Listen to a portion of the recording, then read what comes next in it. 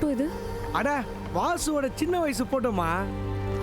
இந்த 2 பேரு இது அவங்க அப்பா அம்மா. அப்ப மனோகர்? அதுவா, நானும் வாசு எப்படி சின்ன வயசுல தோஸ்து, அதே மாதிரி மனோகர் அண்ணனும் வாசு அவங்க அப்பாவும் தோஸ்து. ஆமா, எதுக்கு இதெல்லாம் நோண்டி நோண்டி கேட்டுனுக்குற?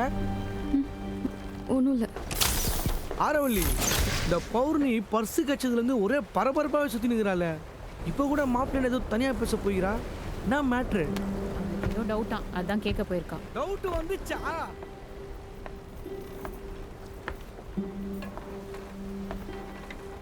வாசு,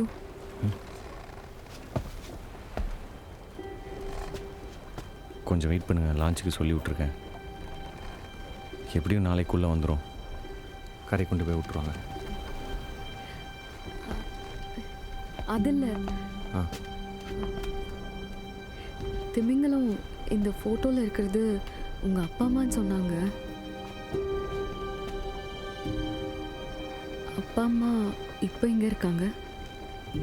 அப்பா அம்மா இதோ கடலில் தான் இருக்காங்க.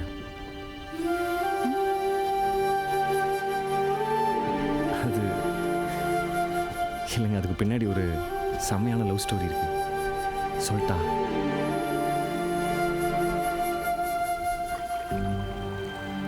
இந்த கடல் இருக்குல்ல, இதில் மீன் பிடிக்க போய் செத்தவங்க, புயல் சுனாமியில் செத்தவங்க, இராணுவத்தால் கொல்லப்பட்ட மீனவங்க, தடுக்கி விழுந்தவங்க, தற்கொலை பண்ணவங்க, இப்படி எல்லாமே கடலில் இருக்கிற மீனுங்களுக்கு இரையாடுறாங்க. அந்த மீனுங்க கடைசியில் நமக்கு இரையாயிடுது. அப்படிதான் ஒரு நாள் எங்கள் அம்மா இல்லை, பக்கத்து நாட்டிலேருந்து வந்து நம்ம ஜனத்துக்கு சமைச்சு போகிறதுக்காக மீன் வாங்க எங்கள் அப்பா முன்னால் போய் நிற்க, அவரும் ஜனத்துக்காக ஃப்ரீயாக மீனை கொடுக்க, அதை எடுத்துகிட்டு வந்து பார்த்தா அதுக்குள்ளே ஒரு தங்க மோதிரம் இருந்துச்சான்.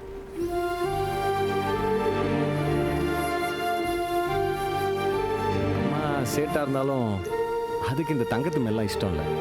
அதனால் அதை திருப்பி எடுத்துகிட்டு போய் எங்கள் அப்பாட்ட கொடுக்கும்போது உடனே எங்கள் அப்பா, சேட்டம்மா பொருளை உனக்கு கொடுத்தாச்சு, இனிமேல் அது உந்து, உனக்கு ஓனானா இதையும் எடுத்து பிள்ளைங்களுக்கு சோறு போடு பட்டா. ஏய் ஏய், நில்ல நில்ல. அவ்வளோதான், எங்கள் அம்மா டோட்டலாக காலி. என் பேரு செட்டம்மா இல்லை, நீலம். என்னன்னா, ஏழையாக இருந்தால் கூட பணத்து மேலே ஆசைப்படாத எங்கள் அப்பா மேலே எங்கள் அம்மாவுக்கு செம்ம லவ்ங்க. எங்கள் அப்பாவோட லவ் மேட்ரு தெரிஞ்சவுடனே நைனா அவங்க 2 பேரும் கல்யாணம் பண்ணி வச்சிட்டாரு.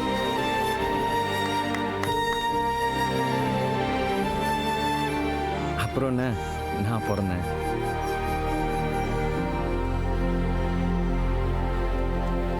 இந்தா புடி. பையனுக்கு என்ன பேர் வச்சிருக்க? நீங்க தான் பையனுக்கு பேர் வைக்கணும் அண்ணா. எங்க அப்பா சிவனே பிறந்திருக்கான், வாசுதேவா.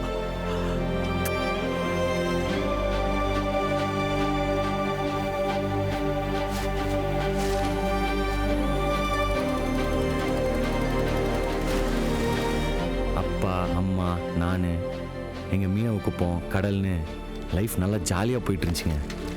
அந்த நேரத்தில் தான் கிளிநொச்சி பகுதியில் இன்று பொதுமக்கள் மற்றும் போராளிகள் மீது கொத்துக்குண்டுகள் வீசி இலங்கை ராணுவம் தாக்குதல் நடத்தியது.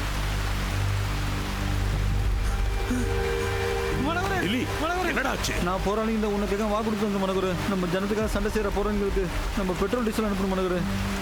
நாம் எடுக்கிற எண்ணெய் மொத்தத்தையும் அனுப்புகிறோம், அவங்க சண்டை செய்யணும்.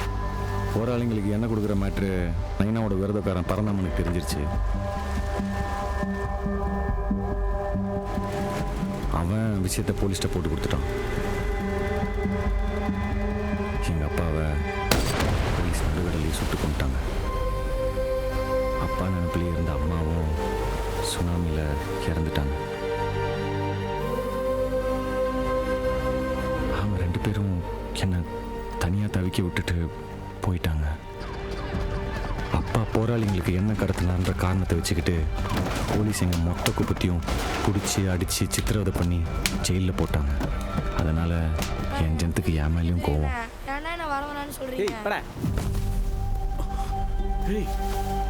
இங்க எதுக்கு போவாங்க? என்ன வேலையே செய்ய விட மாட்டாங்க, படகு வேலையை தொடக்கூடாதுன்னு சொல்றாங்க. உனக்கு நான் இருக்கேன், வா. தனியாக நின்று நைனா தான் என்னை கூட்டின்னு வந்து வாழ்த்தாரு.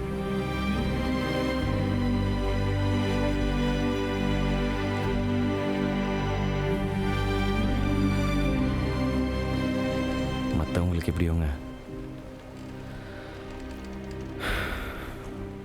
ஆனால் அப்பா அம்மா 2 பேரும் இந்த கடலில் உசுரோடு தான் இருக்காங்கன்னு நான் நம்புகிறேங்க.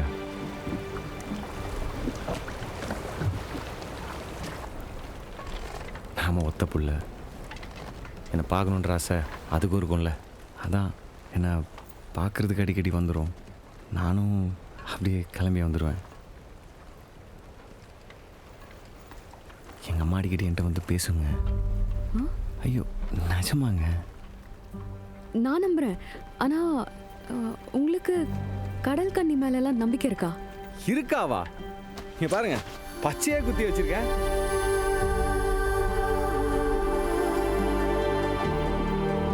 இவங்க தான் என் கனவுல அடிக்கடி வராங்க. ஆமாங்க, நீங்களும் அதே உருவத்தை டாட்டூ போட்டிருக்கீங்க.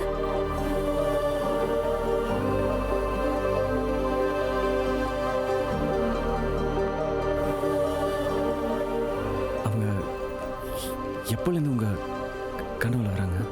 கொஞ்ச நாளாக தான். இப்போ கூட அவங்க என் கனவுல வந்தாங்க. இவ்வளோ நாள் ஏன் இவங்க என் கனவுல வந்தாங்கன்னு புரியல. நான் கடலுக்கு வந்தது, அந்த போட் ரிப்பேர் ஆனது, இப்போ இந்த லான்ச்ல இருக்கிறது, இதுக்கு எல்லாத்துக்கும் பின்னாடி ஏதோ காரணம் இருக்குன்னு நினைக்கிறேன்.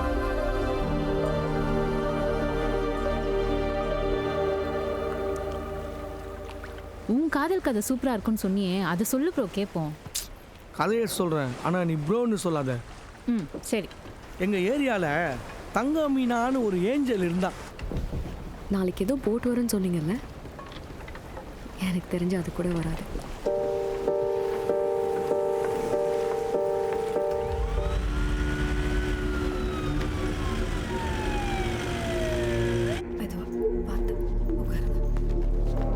ஜோவி, அப்பா உடம்பு சரியில்லை, அவரை தொந்தரவு பண்ணாத, படுங்க.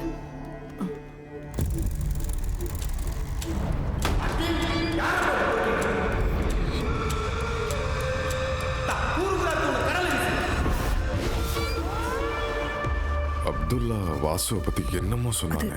என்னமோ சொன்னாங்க, நான் சரியா கவனிக்கல. சென்னையில் ஆள் இல்லை, எஸ்கேப் ஆயிட்டான்னு தானே சொன்னான்.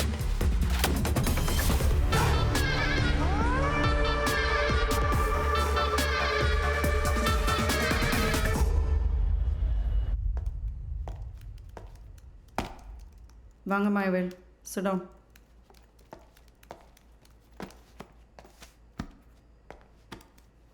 How are you now, Mayavel? ட்ரீட்மெண்ட்லாம் கம்ப்ளீட்டாக முடிஞ்சா? I'm fine, madam. Very good. அப்போது மெடிக்கல் ரிப்போர்ட் சப்மிட் பண்ணிட்டு டியூட்டியில் ஜாயின் பண்ணிடுங்க.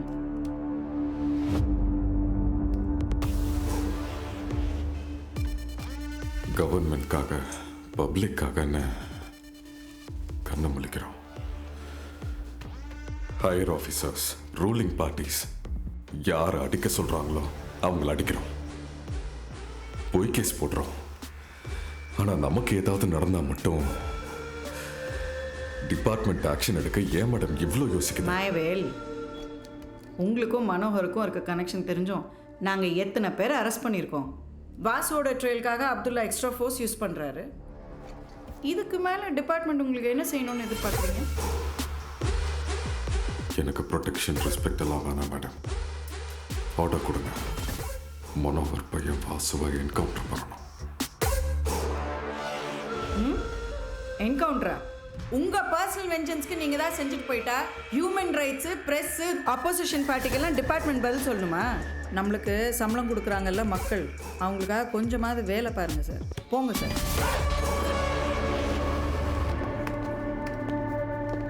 மாயவேல், அன்அஃபிஷியலாக என்ன செஞ்சாலும் டிபார்ட்மெண்ட் பேர் இன்வால்வ் ஆகாமல் செய்யுங்க.